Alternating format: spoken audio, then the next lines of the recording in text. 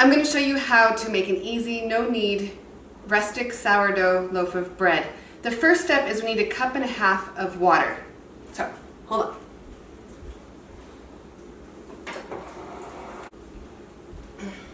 To the 2 cups of water, we're going to add 1/2 cup of sourdough starch. Now, with the rye sourdough starch, you get a little bit of a crust on top. So I'm just moving that off to the side for the moment. There's nothing wrong with it, it just is kind of drier, firmer, and you don't want to put that in because it won't really mix in. So now I'm going to take this up to 2 cups, because I've got measurements inside of my jar.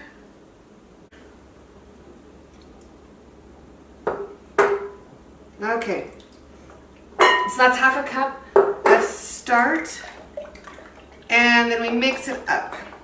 I like to mix the starch with the water because then I know that there's at least some yeast grains throughout the whole loaf, since this isn't a bread that we're going to be kneading. We then take this, put this in our bowl that we plan to mix everything in and let everything rise. You can make this with either just 3 cups of white flour, or you can do 2 cups white flour and 1 cup whole wheat flour. I'm today going to do the 2 cups white and 1 cup wheat, just for that little added extra nutrition from the wheat. And what's great too, so since I use the rye starch, I get some of the nutritional value from the rye as well.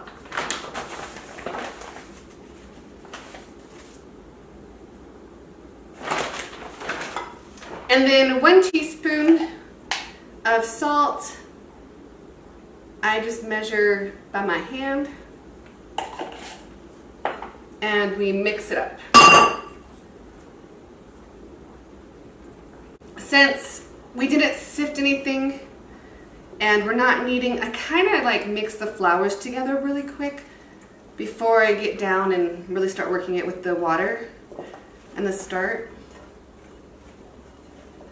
Just kind of work it all in with your spoon. You can start this actually the night before. Do this process in the evening. Let it rise all night. In the morning, shape your loaf. Let it rise again and then bake. Doing so will create a stronger sour flavor because it'll have longer to sit.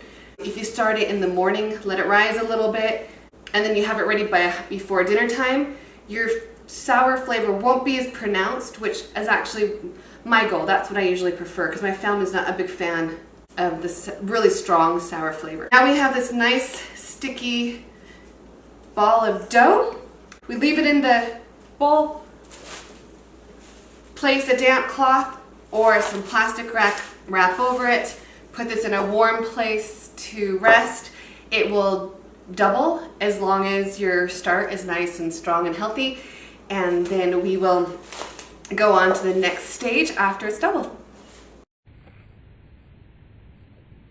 All right, I'm back. It's been about 6 hours. The dough has risen. You can see all the really nice, beautiful bubbles in there. So we're first going to put some flour down on the counter.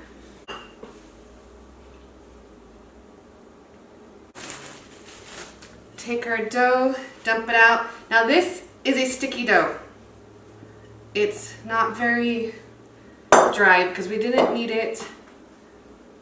So you might get some kind of stuck to your finger. And I just kind of flatten it out into like a rectangle. Also, what I'm doing is I'm kind of popping the bubbles. It's like a very light kneading job, just popping the bubbles, getting them out. And we let that sit for about 5 minutes. While this is resting, we can prep a bowl that we're going to let the dough rise in. And we're going to put some wax paper or parchment paper in it. And squish it right down into the bowl. Noisy.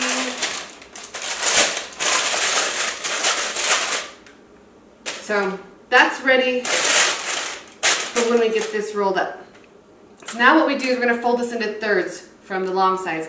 So take it, fold it over, fold it again, and then just fold it again in thirds, and then you're going to flip it over, get some flour on your fingers because this is a sticky dough. And we're going to start kind of pulling, letting it kind of rest on your hand and drape down. And then when it drapes, you can take that drape and tuck it under. And just tuck it under. A little bit sticky, but the stickiness creates a really nice soft crumb. So we just take that, tuck those edges inside on the bottom, and then what that's doing is it's creating a really nice tight top surface. You might have some of it kind of pull away, that's okay. I might be doing it a little bit more than I need to. It's a little extra soft, a little bit softer than I'm accustomed to. Or actually, I just haven't made it for a while, so a little out of practice.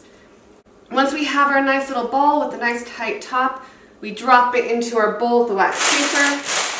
We take our plastic that we used earlier or a damp cloth. If you don't have a damp cloth, the top of your dough is going to harden. And we're just going to place this loosely on top. And now we're going to let this double for like 2 to 3 hours.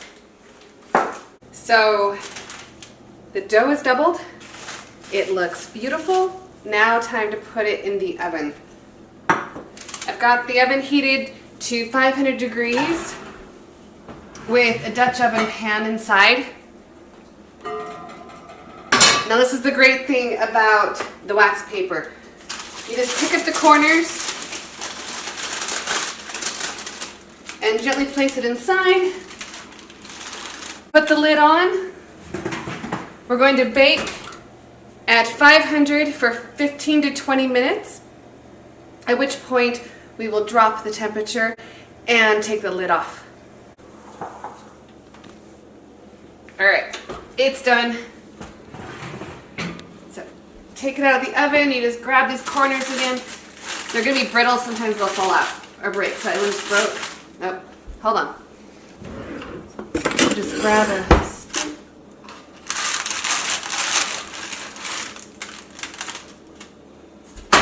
It's usually not that hard. It's just because of the camera right now.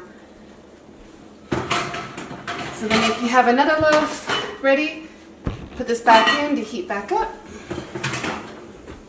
And now we just let this sit and cool. And then you cut it and eat it. And yay, it's that easy.